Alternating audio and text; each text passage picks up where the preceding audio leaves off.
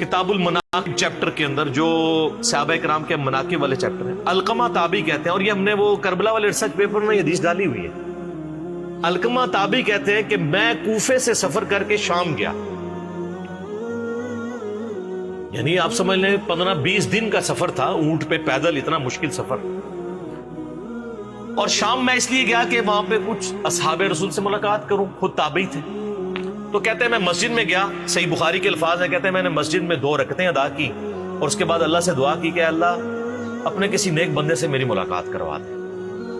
تو کہتے ہیں جیسے ہی میں دعا سے فارغ ہوا تو میں نے دیکھا کہ ایک شخصیت مسجد میں داخل ہوئی ہے، بڑی وجاہت والی۔ میں نے لوگوں سے پوچھا یہ کون ہے؟ تو بتایا گیا یہ ابو درداء ہیں رضی اللہ تعالیٰ، اصحاب صفہ میں سے، درویش ترین صحابہ میں سے۔ 2 نبی الاسلام کے صحابہ بڑے لاڈلے اور درویش اصحاب تھے، ابو درداء اور ابن مسعود رضی اللہ عنہما وعلیہم السلام۔ اسی لیے دیکھیں سیدنا عمر نے جب رومن امپائر گری ہے نا تو وہاں کا چیف جسٹس لگایا ہے ابو درداء کو، اور پرشین امپائر جب گری تو اس کا چیف جسٹس لگایا ابن مسعود کو۔ اب محنتیں تو ہوئی ہوئی تھی یرموک میں اور قادسیہ میں، اس محنت کے بعد رعایا تک اسلام کی سچی دعوت پہنچے، اس کے لیے ایسے بندے کی ضرورت تھی جو واقعی نبی علیہ السلام کا تربیت یافتہ ہو، صرف جنگجو نہ ہو۔ تو وہ پھر ابو درداء اور ابن مسعود ہی ہو سکتے تھے، جو نبی علیہ السلام کے ساتھ وقف تھے، مسجد میں ہی رہتے تھے، آپ سے تعلیم حاصل کرتے تھے۔ تو انہوں نے کہا حضرت میں نے تو ابھی بھی اللہ سے دعا کی تھی کہ کسی نیک بندے سے ملاقات ہو، میری دعا قبول ہو گئی، ابو درداء سے میری ملاقات ہو رہی ہے۔ تو آپ دیکھیں آج کل آپ کسی پیر کو، بڑے بندے کو جا کے ملیں اور اس کو بتائیں کہ جی میری بڑی خواہش تھی، تو جناب وہ آسمان پہ اڑنا شروع کر دیتا ہے، الا ماشاء ان الا ماشاء اللہ میں بھی مسکین شامل ہوں۔ مجھے صرف اس لیے خوشی ہوتی ہے اللہ کے لیے کوئی ہے، ادروائز مجھے میری طبیعت پہ کوئی فرق نہیں پڑتا، اس لیے کہ ہم بڑی کاز کے لیے کام کر رہے ہوتے ہیں۔ تو ابو درداء رضی اللہ تعالیٰ نے فرمایا کدھر سے آئے ہو؟ کہا میں کوفہ سے۔ صحیح بخاری کے الفاظ ہیں، سیدنا ابو درداء کہتے ہیں کہ یار وہ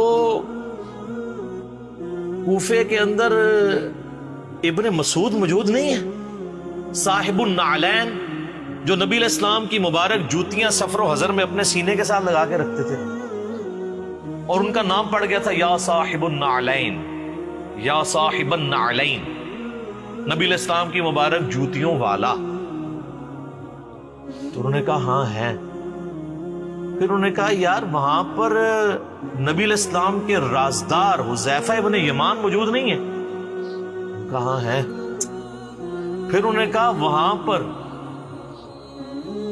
نبی صلی اللہ علیہ وآلہ وسلم نے اپنی مبارک زبان سے جس کے لیے گارنٹی دی تھی کہ اس کی رائے شیطان سے محفوظ ہوگی، ابن سمیہ عمار ابن یاسر نہیں ہے؟ ان کا ہاں ہے۔ تو انہوں نے کہا تم اتنی دور سے اتنے 3 بڑے بندوں کو چھوڑ کے شام میں کیا لینے آئے ہو؟ ہائے ہائے۔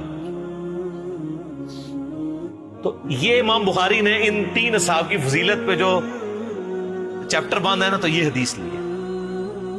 ابو درداء جن کی تعریف کر رہے ہیں کہ نبی علیہ السلام کے سفر و حضر میں جوتیاں اٹھانے والے صاحب النعلین ابن مسعود، اور بخاری میں یہ بھی حدیث موجود ہے کہ نبی علیہ السلام کی سنت پہ سب سے زیادہ عمل کرنے والے جو صحابی تھے نا وہ ابن مسعود تھے رضی اللہ تعالیٰ عنہ۔ صحابہ میں یہ چیز ایگریڈ تھی، اور بخاری مسلم میں حدیث ہے 4 بندوں سے قرآن سیکھو، ان میں سے ایک ابن مسعود ہے۔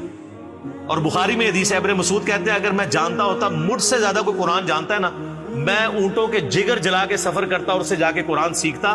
میں نے 80 صورتیں نبی علیہ السلام کے پیچھے نماز میں کھڑے ہو کے یاد کی ہیں، ڈائریکٹ آپ علیہ السلام کی تلاوت سن کے۔ اچھا یہ کوئی تکبرانہ ان کے الفاظ نہیں تھے، ان کو یہ تھا کہ یار میں نے ایفرٹ پٹ کی ہے اس کام کے لیے۔ آج کل یوٹیوب پہ کلپ آتا تو ان کہنا ہے میں کرتا ہے۔ میری باتوں سے کئی لوگوں کو جواب مل گیا ہوگا، سر جس نے ایفرٹ پٹ کی ہے وہ بتانا چاہتا ہے، اور اس سے آپ سے کوئی اجر نہیں مانگتا، چندہ نہیں مانگتا، کھال نہیں مانگتا قربانی کی، نہ آپ کی کھال مانگتا ہے۔ تو ابن مسعود رضی اللہ تعالیٰ عنہ اور دوسرا حذیفہ ابن یمان کو آپ علیہ السلام نے 12 منافقوں کے نام بتا دیے تھے، جو انہوں نے آگے نہیں بتایا اس لیے میں بھی آپ کو نہیں بتا سکتا. وہ جو صحیح مسلم میں ہے کہ ان کو دوبیلا پھوڑا نکلے گا, بس اتنا ہی. اور تیسرا بندہ کہا کہ شیطان سے اس کی رائے محفوظ ہوگی, عمار ابن یاسر. اور عمار ابن یاسر تینوں جنگوں میں مولا علی کے ساتھ تھے, جمل, صفین, نہروان کے اندر. تو اسی لیے یعنی وہ پھر حدیث بھی آئی بخاری میں 2812, عمار کو ایک باغی جماعت قتل کرے گی, عمار ان کو اللہ اور جنت کی طرف بلائے گا, وہ جماعت دوزخ کی طرف بلائے گی. تو عمار میں نہیں تھے. جی ہاں نہروان میں نہیں تھے, سوری, وہ تو نہروان سے پہلے صفین میں شہید ہو گئے. جزاک اللہ خیر. تو یعنی وہ رائے میں مولا علی کے ساتھ, تو شیطان سے محفوظ ان کی رائے نبی علیہ السلام نے کہا. ابن مسعود کا نام ہی تھا صاحب النعلین. تو ہمارے پاس اوریجنل نالین مبارک تو نہیں ہے, چلے ایک نقش ہے یہاں لگا لیا ہم نے, قریب قریب سنت پہ عمل کر لیا.